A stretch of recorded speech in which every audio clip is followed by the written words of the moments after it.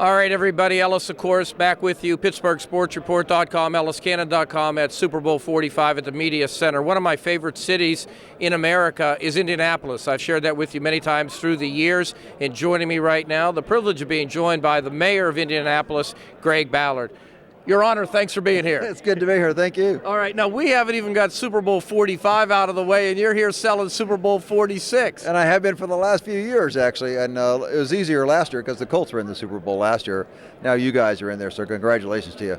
But we do love our city quite a bit. People, when they visit, they kind of get it. I can't tell you how many times people have come up to me and says, gee, I never knew. And then once you get them there, they understand. Well, I think my audience understands. I've told you privately, I'll say it again. I've been a huge fan of Indianapolis. I've gone there about 15 times, right, mostly for the Indianapolis 500, God willing, going out again this year.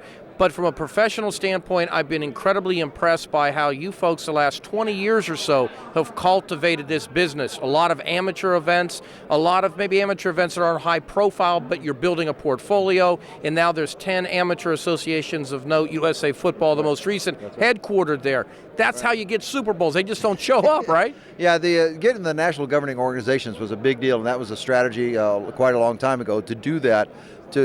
Which then puts Indianapolis on the map for a lot of those events, which then grows and grows and grows. And the Pan Am Games in '87 was really a coming out event for the city, and it gave us a lot of national exposure, obviously, and some Western Hemisphere exposure.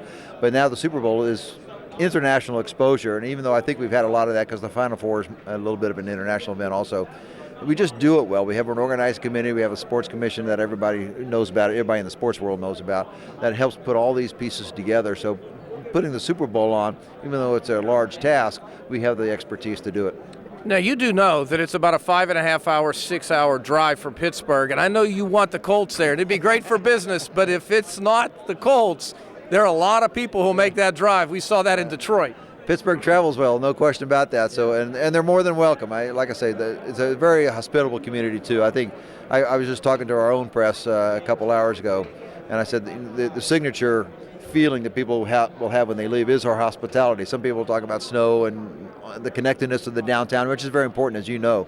But I think at the end of the day, people say, gee, what a hospitable city. They know how to get it done. No doubt about it. You make it a great show when people get there, but people can get there. They can move around. They can navigate the city easily, friendly all the way around, great places to eat steak and more. But you mentioned a very important word. You said the word snow. Now, as you're well aware, we woke up to 2 or 3 inches of snow today, and it's paralyzed Dallas. So that won't happen in Indianapolis, will it? No, we may get the snow. I'm on record of saying it's going to be 60 degrees for our Super Bowl. But at the same time, if we do get it, and we got an ice storm here just in the last few days, but our people know how to do it. I feel a little sorry for Dallas here.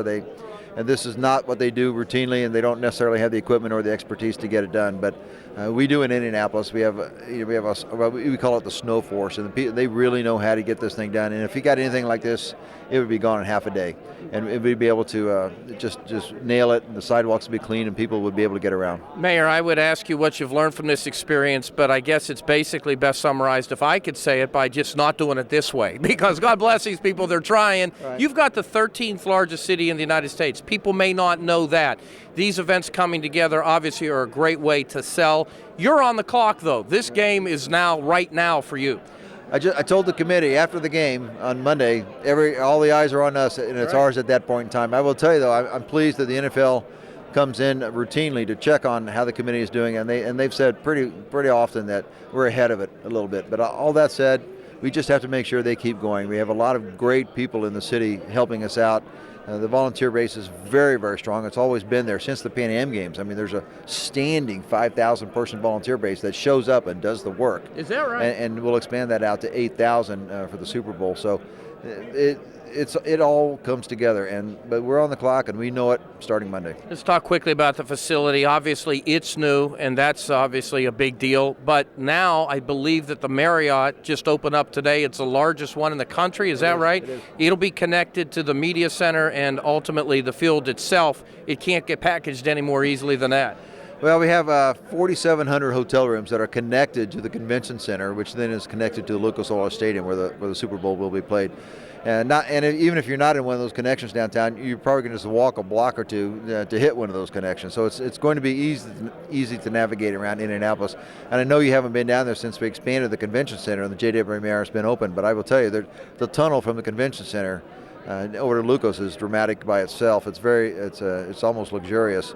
It's connected, no question about it. It's really going to be a great event. I have to say quickly that as at RCA Dome several times, including covering the Steelers as part of their broadcast, and it was nice and so forth, but you had a plan that I talked a lot about on the air back at Pittsburgh about how that one goes down and this one gets built. Now, it's a palace, but of course you had everything set up right beside it where the RCA Dome now is, and so it's obviously going to be even more efficient than anything else. You celebrate the 100th race at Indy. Right. God willing, I'm out there with my family. 100th 100th year, right. And that of course means that the U.S. Postal Service stamp is going to be well received. Right. I did a report on that.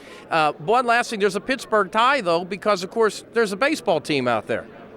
There is, and actually, I'm privileged enough to throw out the first pitch on the first game every year, which is nice. And actually I've thrown strikes the first 3 years. I hope I do it my last year there. Right. But it's very important that Pittsburgh Pirates comes in.